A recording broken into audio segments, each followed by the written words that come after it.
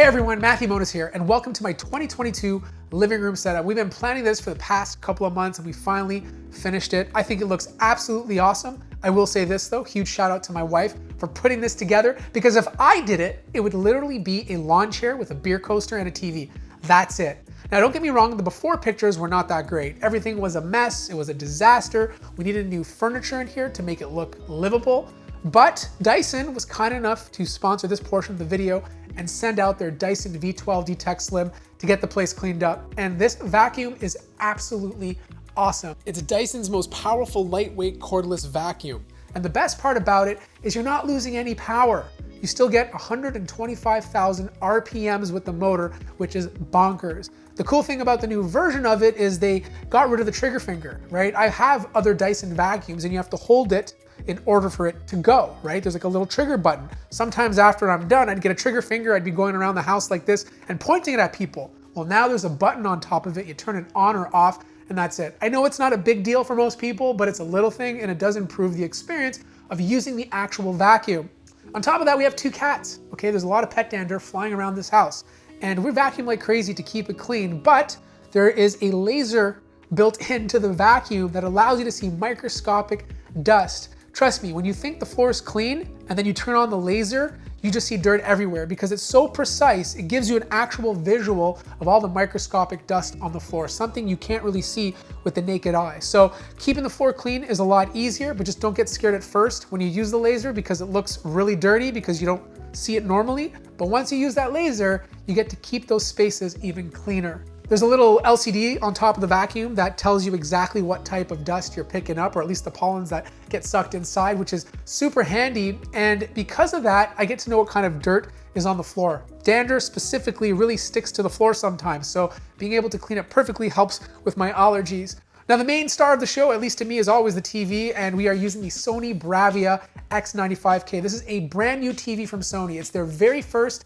mini LED display, and this is the best LCD panel I have ever seen in my life. They absolutely nailed it. It's 4K, 120 hertz, variable refresh rate, so it's gonna work perfectly with my Xbox, and if I ever get a PlayStation one day, it can support that refresh rate. But on top of it, HDR looks incredible. I have an LG Nano TV. It's a good TV. It's 8K. It supports HDR, but when HDR kicks on, it blooms like crazy because it just doesn't have that many dimming zones.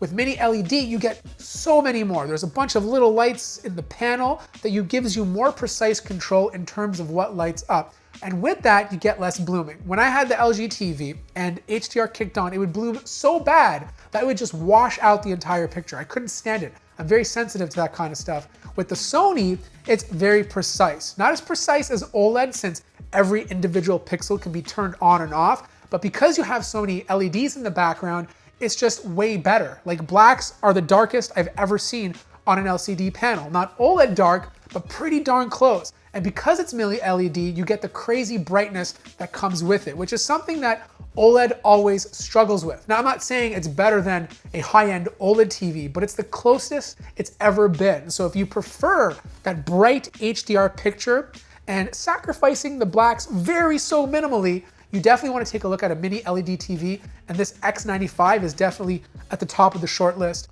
On top of that, it has Google TV installed. It works very well, which I was kind of concerned because I've used Google TV on other TVs and I ended up just buying a third-party solution like an Apple TV, but thankfully Sony's chip inside of there runs fast enough that everything is nice and smooth. And on top of that, even though it's using Google, you still have AirPlay 2 and access to HomeKit. Now the TV does have speakers built in, but I'm an audio snob. I'm not an audio engineer or an audiophile, but I do like good sound, and I could have wired everything, but because this basement was already done when we moved in, I decided to opt for a wireless system. We went with Sonos. I do have two Sonos Ones for the rears, and then I have a Sonos Beam 2 for the front, and then there's a Sonos subwoofer on the floor. Personally, I don't like how the subwoofer just sits there beside the TV unit, but it's the only place I can put it. The sound quality from the system is incredible. Yes, I know if you were to buy a high-end wired system, it would sound better, but if you're doing wireless, Sonos is hands down the best in the business. Now, because this room is quite big, the Beam 2 does fine, but I do think if I went with the Arc, my central sound, or at least the voices coming out of it, would sound a bit better. So maybe in the future, I will upgrade to the Arc 2 and then put the Beam 2 upstairs instead. I play a lot of Metroid Dread on the Nintendo Switch OLED with my son. We're going through it slowly. It's taken forever, but I also have an Xbox Series X that I use for everything else. The Xbox Series X I have hooked up to the HDMI port that supports 120 Hz with variable refresh rate, and it works beautifully. And then of course the Nintendo Switch I have hooked up to a second HDMI port that doesn't need 120 Hz. They both run and look flawlessly on the TV, and they both connect to the Sonos system, so I get the best sound experience. As for furniture, the couch is from LT Market. It's called the Arlo Sofa, and this is a modular sectional couch. And it works beautifully because you can order different pieces and then you put them together, which means if you're bored one day with the kind of look you have, you can take them apart and put them in different positions. So right now we have it in kind of an L shape. We have two armless chairs, a corner piece, and an ottoman. But if one day we get like super bored, we can put it, let's say, in a straight line or mix and match different pieces to create whatever shape you want. It's very comfortable. And one thing I was worried about is because it's modular, I was worried that it would slide everywhere, but the pads they're using on it keep it locked in place. So it feels like one piece when everything is put together. The pillows you see on top of it are very simple. They're from HomeSense. They do the job. We think it matches the color scheme that we have here. And the painting above it is actually a Tony Moniz special. That's created by my dad. He likes to paint a lot, so we asked him to create a painting to go over our couch, and that's exactly what he came up with. I think the colors look absolutely awesome. In front of the couch is the Timmins nesting coffee table, which is also from the LT Market, and it too is modular, which means I can take these two circular pieces and move them anywhere I want. Right now they're nested, as the name implies, and then you have this big circular leather pad which can be used to rest your feet, and then the bottom wooden circle can be used to rest your cup or magazines. But the toughest pick for me was finding a good media console to house the TV. Like, don't get me wrong, there's lots to choose from. You can find tons that are 40 to 60 inches. But my TV's 75 inches, and I wanted one with enough space so the TV didn't look cramped.